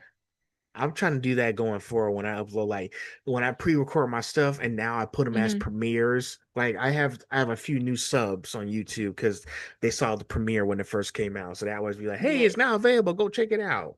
So I'm trying to do that going forward. So and so far it's working out great. So yeah, just pre-record stuff, and then you have like going forward. Maybe I might have to record so many videos that they're already pre-recording. I can just upload the stuff. Yes, exactly. So it's working for both of us. I'm trying to adapt to new things. So up next, now your content isn't afraid to be provocative or push boundaries. If I got this correct. Yes. Now, how do you balance creating something that gets people's attention with making sure it's still something that generally represents you? So I have always been perceived as like a more sexual person. I love to dance a little bit more intimate. I love to dance a little bit more provocative. And a lot of people, it's not exactly something they expect from like a newer performer to be so confident, to be like well put together, to be all these things. And I something that I've always prided myself on is that like I know whenever I step onto that stage, people are gonna have a good time regardless. And with me posting those videos of myself performing, of course, it's going to be the same exact thing. It's just going to be now online. And a lot of people who don't know who Bethany the Bard is and doesn't know, like, hey, I'm not afraid to, just take my tits out and them be pasties on there. Like, they don't know, like, that's about to happen. They get the shock factor and go, oh, wow, hey, this is crazy. Like, oh my God. And they don't know that there's more sides than just boobs. And whenever I first started posting, it was a lot more like male engagement. And then they were like, oh shit, that's a drag queen. Um, is that a dude under there? Is that a woman? I'm confused. And it's all them the more they interact with my page, I feel like they would know more. But most of the times they'll just see like one video of mine and go, oh, hey, sexual content. So it's hard trying to balance like serious posts and sexual posts, especially when the sexual posts tend to do better, unfortunately, than serious posts. And that's kind of what weird funk we're in, where a lot of people just want to see like essentially pornography these Mhm. days. You And know, it's like, hate to say that's the male loneliness epidemic, but you know, it's also the women empowerment movement. yeah, I understand. And that's what I've seen a lot of spicy careers. I actually had a couple on here already, and we Hmm. talked, we also talked about, like stuff like, OF, Fansly, and Oh yeah. hentai and everything. Like I already interviewed a few people who doing like the stuff like Ocean Veil, and they doing like the English dub for hentai anime and stuff. Yeah. Thing is, I think what some males don't understand, Hmm. is that there's actually more to the story than them just showing bodies all the time. Because Yeah. I've seen a few of those stuff, and it's like, oh, well, these are very good story arcs. There's a lot of romance in here, a lot of like important lessons and everything, and Hmm. stuff that they just want to see all. Of course, we'll get to the good stuff you want to see, but take a time to understand the stories first. Yeah, I absolutely. mean, I tell people, and guess what? Every time when I go on to OF, and some people are actually interested because now I was like, how did you manage to interview a spicy creator? And I was like, well, I just try to reach out and see if they'd be interested, and they like the questions I threw at them. Because thing is, Yeah. when I bring the spicy creators on here, Bethany, I keep it 100% professional. Yeah, you don't Like, ask them like, yeah, what's the diameter of your areola? Like, you don't ask questions like that. You would like say, so what got you into this line of work? Like, what's something you've enjoyed about it? Like, you keep it mm-hmm. professional. You don't like ask the inappropriate questions. Exactly, because then they're gonna start like telling, hey, do not Hmm. go to this guy, and Yeah. and there have been a few spice careers who came on saying, hey, can we change these questions a little bit? And I was like, yeah, that's fine. If I need to let me know if I need to change them. If you don't want to talk about that stuff, we'll try to keep it, like at a level where it's like professional. We don't get into all Hmm. the not safe for work stuff kind of Yeah, thing. absolutely. Because I just thought, maybe there's like more to the story. I just want to explore you guys, not because at the end of the day, spicy, like spicy career work is work. It is work. It But is here's work, a the thousand other percent. thing. Sometimes the people who watch the stuff on those websites, they don't like y'all forgot about the human being factor and that there's still people at the end of the day. Yeah, we're So, all people at the end of the day, and this is all our first time on Earth. Like, or who mhm. knows, it might not be our first time on Earth. I mean, hey, we go to the bathroom the same way. I mean, come Yeah. on. So yeah, so yeah, like sometimes as when people do want to see stuff, oh, like you Hmm. got well, one, consent is an important thing first. You gotta ask for consent for that Yeah, stuff. consent is mandatory. Yep. It's mandatory all the time. So yes, yeah. So when I talked about, hey, it's okay if I talk about this thing or something, if they say no, okay, can I? Well, how about I change the question then? Let me know if I need to Hmm. change it. And listen, that's the good thing about this too. Like the spicy stuff with the new stuff with like the drag and everything. They want to see all the explicitory content going on. We want to try to at least find common ground where we Hmm. can both enjoy it and continue to see the magic being made. Yeah, absolutely. You know, and some men just don't see it like that. I actually spoke with another burlesque performer, but that was early this year in February when it was Black History Hmm. Month. She was saying one of the men in the front actually smacked her. You, Oh yeah. you know, And I think they gave him a warning, but not to do that again. So that's what I'm saying. Like burlesque is not consented either. Like there's a lot of Yeah. men, maybe just like they just want to do whatever they want to do, but no sirree, Bob. That's not how it works here. Yeah, absolutely. It's not how it works. You always have to have consent to touch a performer, and we have to have consent to touch you during our performance just the same. Like consent is mandatory. Mm-hmm. Exactly. Like shoot, like Bethany, if I came up and be like, hey, like kind of thing, I'll ask. And guess what? If you say no, I'll go back to my seat. Yeah. and enjoy the rest of the show. Exactly. Because So, no oh, means no. exactly. Other stuff, we'll figure out the other stuff later. Let's just enjoy the show and just worry about the extra stuff later. Get crazy. That's the model I go by. Just ask for consent first, and it's like, nope, go about my business. Exactly. The problem is I listen, I understand that there's a lot of females who just don't want to talk and everything. Like they resort to do, and I don't and listen. I really don't blame y'all because y'all don't know what the other person's thinking. Because like I said, it's getting dangerous out there for Hmm. women. And like I said, women would rather choose the bear. They would rather choose the bear. Yep. I A dealt with thousand that. times over.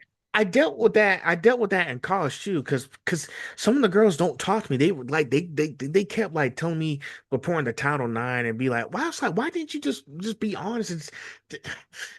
They just don't want to they just don't want to talk. And I was at a predominantly white institute for college as a black person. Mm, So it kind of reminds me of all those cut scenes I've been seeing in those games where there's a lot of life where people just don't want to talk and everything. Like, give me a chance to make the correction, please. Like, just talk to me. And I used to do photography. I mean, I still do hmm. photography, but I put it back on the show because I had an incident. I had a falling out with someone, and it's like I just took a break because I'm at the point where I just don't trust the models no more because they don't want to be honest and talk to me. They just want to do something Yeah. crazy. And I was like, why didn't you just talk to me? There was this scene in the Batman the Telltale series where Tiffany was calling the cops on Bruce Wayne because he wasn't being Hmm. honest with the work he was doing, trying to go undercover to know what the pact is up to. Yeah. And she was saying, and I hope you understand and why I had to do this, but it had to be done. And then Bruce was saying, and why didn't you just talk to me, Tiffany? Mm. You could have talked to me. Yeah. But it was the heat of moda, and we don't know what other people are thinking. Yeah. Because a lot of issues in this world could have just been solved if two people sat down and talked it out instead of, you know, keeping it quiet how they really felt. Hmm. I was still listen. I will still preach, y'all. Just communicate. Tell me if I did something wrong, okay? Hmm. Now and listen. Now, if you had people who just don't want to do that and follow the rules and whatnot, then yes, then you have to resort to stuff like that. Like if they're really beyond reasoning, like when y'all do those like drag and burlesque shows, then yeah, kick them out. Yeah. Wait, do I need to One hold up? warning is all you get. Do I need to pull up the Bugs Buddy sign? He's saying, "Throw the bum out." Yes. Yes, because he was interrupting while he was trying to orchestrate in that old cartoon with Chuck Jones saying like Baton Bunny, and he said, "Throw the bum out." Yes, absolutely. There you go. But yeah, so yeah, I think with your content, you're still trying to push beyond your limits of what you post on there. But you still gotta be mindful, like what's the context behind it too. I think you got the context down perfectly. Yeah. But you also gotta explain, like, because you're still gonna have a lot of weirdos online who will say like crazy stuff. I think Vicky's doing a good job doing her thing, dealing with that other guy and everything. So. Oh, yeah. So hopefully you won't have to run into that. I don't want to say I don't want to jinx it. Okay, I'm trying my best not to jinx it, but I'm sure you'll handle it. I my best and favorite way of handling it, deleting the comment, blocking them. Favorite there, way. there you go. That works too. Sometimes listen. I stick by this too. Sometimes the best response is no response. Now, however, if they say something that sets me off, I am very much like Victoria when I will respond full-heartedly and you will get response after response after response out of me and I will, make those 20,000 videos happen in one day. It exactly. There you go. Well, onward to the next one. Let's see. Now, with DMs open for bookings, you're turning creativity into a professional opportunities as well. What have you learned about knowing your value and taking yourself seriously as a creator? Yes, it's been an interesting journey because a lot of people will like when you reach out at first, they'll be like, "Oh my God, yes, I will keep you updated when we have like an open spot for like a booking." Or they'll be like, "Oh my God, I need to get you on my books." And then dead silence. And it's like, cool. And then when you reach out again, they're like, "Oh my God, yes, let me go find the dates." And it's like silence once again. And it's been a harder journey just because being a female at birth, like drag queen, uh, does have its challenges that way. Obviously, the more traditional drag queens get booked a lot more often than just your standard AFAB queen. Even though we can pull the same looks, we can pull the same stunts, and we're just as entertaining. Uh, Making sure that I keep consistent with actual bookings and not just open stages has been a little bit more difficult. But I have made really good friends with a lot of queens that have like their own brunches, and we're working on actually getting dates for me to perform there. And it was a little hard at first because it was like I'm not getting any bookings. I know I'm only like 5 months in, but like most people would have a couple bookings under their belt. I've only been booked twice now.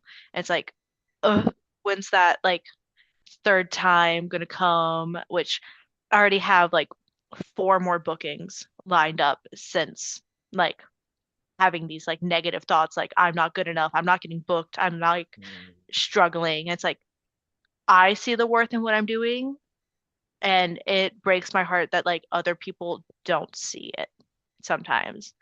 And because I know everything I've gone through in life to get me here and to, you know, put myself on the stage and be here in front of everyone. And it's like, ugh, I wish everyone like could know everyone's full story to know exactly how much everyone's worth because everyone's worth a lot. Everyone has their own opinions, values, like stories that like make them worth listening to and sitting down and talking.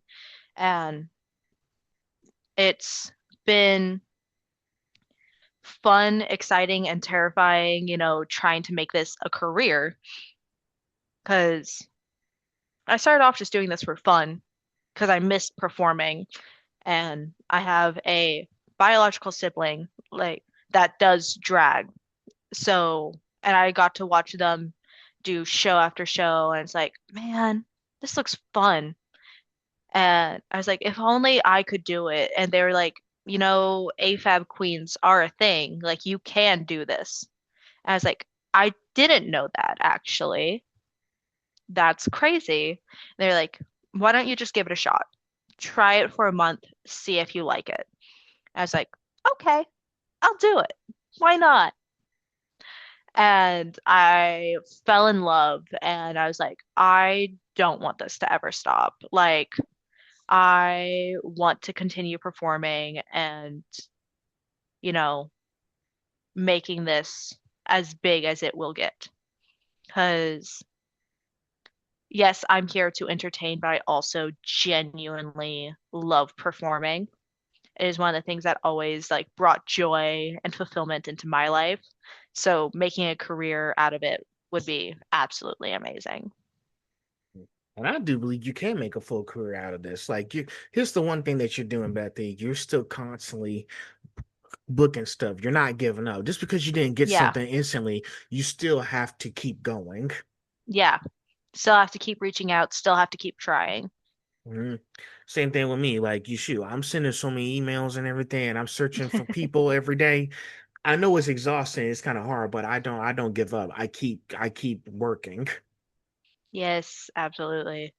So keep, but then please don't stop what you're doing. You're doing an amazing job. Thank you. So And we're only 5 months in, so we're gonna get better from here, right? yes. A lot can happen in 5 months. Let's hope the next A five are going to lot be did amazing. happen in 5 months. I only had one wig when I started. Now I have like a whole wall of wigs. I had one outfit. Now I have maybe so many. I don't have a number. Uh, and Hmm. then I feel a lot more confident in like the chosen family I made along the way too, and getting to meet new people and getting to invite new people into like the my chosen family, especially growing up with a family that like you didn't get to choose and that family being bad and toxic and negative and now getting to choose your own family. It's been great. Hmm. Got that, and you got to have an amazing support system, and you got that too. Yes, exactly. So, well, we're at the finale here. So, before we Yeah. conclude, are you enjoying the discussion we had up to this point? Yes, absolutely. So, a lot of preaching going on here, a lot of venting sessions too. Preaching to the choir. Come on now. There you go. So, community, friendship, and what comes next, as you just mentioned with the community, like friendships and stuff. So, this is going to be a two-part question featuring Hmm. Victoria. Oh, So, creative communities often lead to friendships with people you might never have met otherwise. How important have those relationships been to your journey? And part two, I actually discovered your work through Victoria Moessner, now who joined me during Pride Month, of course. Now, yes. what's your friendship with Victoria like, and how have the two of you supported each other's creative journeys?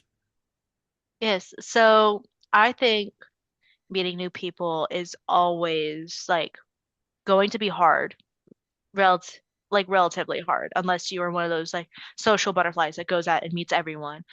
Mm, Uh, I when I first started, I made bracelets because I debuted at Big Tits Bigger Dreams. And this is something I do every month for Big Tits Bigger Dreams. I make a little like candy bracelet for everyone performing because a lot of the times at Big Tits Bigger Dreams, you have a lot of newer performers. Um, those bracelets I always thought helped build community, helped people like say, hey, like I know this person. This person made me this. This person is a safe person I can go talk to if I need help. Like it builds community and lets them know like I'm gonna be there. You need me? Bat signal, bracelet, let's go. Um, and one of those Big Tits Bigger Dreams is where I met a drag king, and that drag king actually introduced me to Victoria. And we rolled and rolled and rolled, and like me and Victoria just clicked, and we've kind of been in like inseparable since. Uh, we met in I think the last week of May, and uh it was when she did her candy number at uh Themes of the Strip, and it was my debut at Themes of the Strip. So I think it is so much fun meeting new people. I love all the people in San Antonio that I've met. I love everybody down here in Austin that I continue to meet. uh and me and Victoria, since we've met, we've continued building up each other. I've helped her calm down whenever she can't find anything because she loses things quite often. Fun fact. oh, Uh, that's not a fun thing. It's not fun at it's all. not a fun thing, but I have a relatively good memory about where things are left. So it's like, yeah, no, you left your keys over there on the table. Yeah, your medicine, that's right there. And then she brings so much chaos and so much joy into my life. She's genuinely been amazing. She's helped me with social media aspect of things. She's helped me like grow as a person, like realize, hey, these big emotions you're feeling, they're valid. Like you don't have to feel ashamed for how you're feeling if you're missing this person, if you're like avidly angry at this person for how shitty they treated you. Like you're okay. You're allowed to feel those emotions. And uh, I feel like with when we met, it was her first like day back in the drag scene since her incident. So Hmm. she got to meet new friends, and then I introduced her to Styx and Jupiter, who are my roommates, and they were like, "Oh my God, yes, we love her. Like, she's now part of our chosen family." And we're all actually going out tonight to go support one of our other friends, Travesty, who's doing a competition show tonight. So we're all gonna go support him and uh, just genuinely have a good time. And I love Victoria. She's one of my chosen people in life, and we're just going to continue supporting each other and making each other things. She actually gave me this wig that I'm wearing right now because she was like, "I just don't like the color. You want the wig?" I was like, "Yes, I do, in fact, want this wig." Well, So, make sure y'all there for each other, okay? yes. And we're the same shoe size, so we can swap shoes all the time. There's sisters to the end, right? Exactly. Yes. I took the brothers to the end out of Gears of War 3 and put it with sisters to the end. Same thing, So right? I did not like the scene where Dom died to save Marcus. I didn't like that. But he had to do it to save his friends. Exactly. He sacrificed himself in Gears of War 3, the game. Yeah, very similar to Tony Stark, I am Iron Man, sacrificing himself to, Hmm. bring back everyone else. So, man, every time I hear that Mad World song with them in Gears of War, I just break down. That's so real. Hmm. I have to show you the stuff later once we're finished. But yes, please be there for each other, okay? Up next, oh, you're gonna like this one. If you had the resources and complete creative freedom to put together the ultimate Bethany the Bard project or performance with absolutely no restrictions on how ambitious you could make it, what would you create? Oh, it would be the most chaotic show ever. It would have kings, it would have things, it would have queens, it would have clowns, it would have burlesque performers, it would have pole dancers of sorts, like cosplayers. It would be genuinely chaotic on like a giant stage, and I would let, you know, whether they wanted to sing live, whether they wanted to showcase art, whether they wanted to play an instrument, whether they want to, do interpretive dance to old like TV commercials. Like it would genuinely be a clusterfuck of a bunch of things. Like, because there's so many things that make me me that like if it is a true Bethany the Bard show, there's going to be someone performing a song that's just a bunch of meows. There's probably someone going to be really sexy. There's someone that's going to be a Voltron character. There's someone that's going to, just be asleep on stage to the song Tequila and then just pop up for the Tequila. Like there's going to be so many different things, and uh, it would be chaos, truly, Well, but hey, fun chaos. it's gotta be crazy. If it doesn't get crazy, it's not gonna be fun. Exactly. Maybe explosions. Great explosion, murder, God, dynamite. Yeah.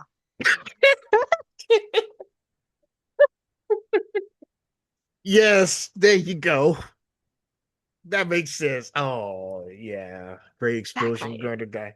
I was like, that is such a long day. I was like, wait, he's not really going to say that. Oh, Nope, God. he is. That's his. When I heard that name in season, I was like, you can't be sure. Wait. You can't be serious, but also I know 100% you are serious about this. I was like, well, if they like the name, I'm not going to make them change it. Listen, I'll just call him Dynamite. It's fine. Okay. I was saying that I don't think the producers on My Hero Academia could hear me, but I was like, Uh-huh. if they like their name, I'm not gonna let them change it. Exactly, exactly. So it would defeat the purpose of what he is. And like they said, when they do those ultimate moves, it makes them who they are. So Because he's the final boss. yeah. Final boss. Oh, that episode in the final season said, "I'm the final boss." Yeah. I have a tattoo plan where I'm getting that tattooed right here with a bunch of explosions around it. So Oh, that's. I'm I'm excited. I hope you get that by the time you finish that costume of yours. Okay. Yes. It'll Well, be the final touch to the costume. there you go. Well, time for the last question to wrap this thing up. It's called the conversation question. So finally, when everything is said and done, beyond followers, performances, posts, or whatever comes next, what do you hope people remember about Bethany the Bard? Because uh, whenever I think about like how I want to be remembered, that's just it. I just want to be remembered. Whether you remember me from the crazy backbend I did, from the fun colored outfits I wear, from the jump splits I do off the stage, the song I did that night. I just like being remembered. And that's when, like, whenever I do pass, that's all I want to be is remembered. Because once people stop talking about you, once people stop telling your stories, then you die essentially a second time. So I just want to be talked about and I just want to be remembered, regardless if it's from hair, my wig falling off, the jump splits I did, hitting my head on concrete, like the candy I made, like whatever it may be. I just want to be remembered. Mm, I'm not picky about it. Remember me from whatever. How many times I said yes, absolutely to uh, you know, candied bracelets or how many times I meowed that night. You'll remember me from something. mhm. We're just like I tell people, we're doing these things because we're just trying to be successful, and Exactly. we're just trying to live too. Hmm. That's all we need. That's all. We're not doing anything else. Exactly. So, well, I think that officially wraps this episode up. How you feel? Yeah. I feel great. How do you feel? I feel amazing. We talked for 2 hours, and That is true. this episode is longer than Victoria's. So, I told Victoria I like to yap, and she was like, "Yeah, no, you yap more than I do." I was like, "That is correct. I do, in fact, I do be here. I am a yapper. Once you get me going, it's hard for me to shut the fuck up." there you go. There you go.